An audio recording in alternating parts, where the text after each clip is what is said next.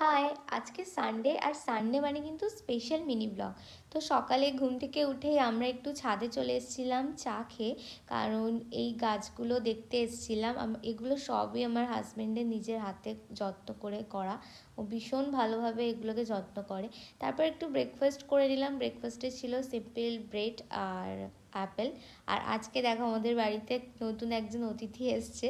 তো মামুনি ওকে গাজর খেতে দিচ্ছিল, তো বজরংবলী বসে বসে খাচ্ছিল। তারপর একটু স্কিন কেয়ার করে নিলাম, আর আমার স্কিন কেয়ার ভিডিও তোমাদের সাথে খুব তাড়াতাড়ি শেয়ার করব।